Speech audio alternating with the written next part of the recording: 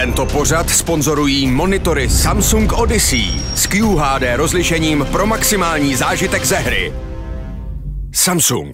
Hey guys, this time once again from Cologne. This time we have Nick from Team Liquid. Nice to see you. You too. I wanted to ask, you've taken up quite, I think, ungrateful role of being the captain of Team Liquid. How does it feel now after a couple of months in the team at this role? What are your feelings? I think coming from not playing for a year and a half, there's definitely a lot to learn. Coming back, like the meta changes, the gun changes, like new players and stuff, like learning all the new players, play styles, and new teams. So I finally feel like I'm in a good spot, like mentally, because during the 2019 run and just years before that as well, like I knew how every player like played, and then every team I knew how their play style was, and like finally I can confidently say that I can feel that against like each team we play. So I think that's a huge plus for me, like IGLing, because you can't just call the same versus like Cloud9 than you can versus Movistar, because like they're two different teams. So I think now I can confidently say that I know how like each team is going to play and have a different approach for each team. So feeling pretty good. Well, that's definitely good to hear. Now, you mentioned not playing for quite some time.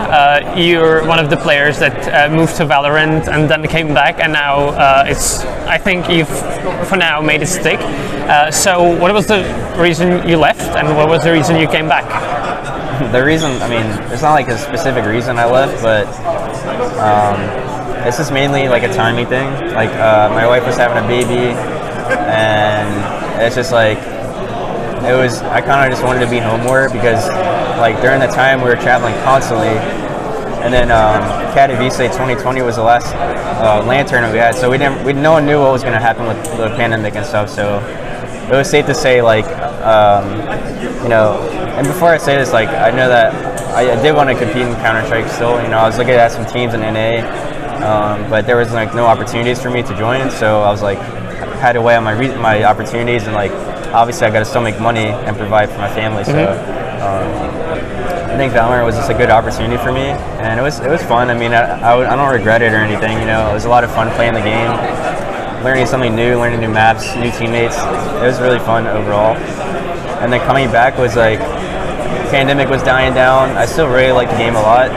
Counter-Strike is still my passion. I played since I was like freaking like 4 years old or something. So definitely still have a passion for the game, and I think it was kind of a no-brainer. Well, as a Counter-Strike fan, that's really good to hear for me. I also wanted to ask the hot topic, and I'm sure you've been asked this a million times now, YEKINDAR. You've made it real far into IEM Cologne with him as a stand-in, so now his future is on the table with Team Liquid. What is your personal stance? How is the team chemistry? How is it working out? Well, like for this tournament, he was just a stand-in, obviously, so we're not really sure what the future holds yet, but I think he would be a great addition for us. Obviously, like making the quarterfinals is definitely like a feat in a tournament of this prestige, and I think he's been a great help to me, especially with like bringing the same structure that VP kind of has to how I like to call the game. We kind of like talked about it a lot, like many hours of just talking, discussing the game, how we both think of the game, and then applying it all together in a mutual way, and then applying it, you know. And then in 9 days, it was definitely a short amount of time, but a lot of like restless nights and just like grinding the game, and just a lot of conversations. Was the reason we made the quarterfinals here. Well, he is currently standing in for Shocks, who had to leave. In his tweet longer, he mentioned that he doesn't feel any like bad blood with you as his former teammates, that it was more like bad luck outside of the game. So do you feel the same? Do you feel like it was just the bad luck outside of the game, or do you feel like there were other problems with the team as it was? I think Shocks is a great teammate.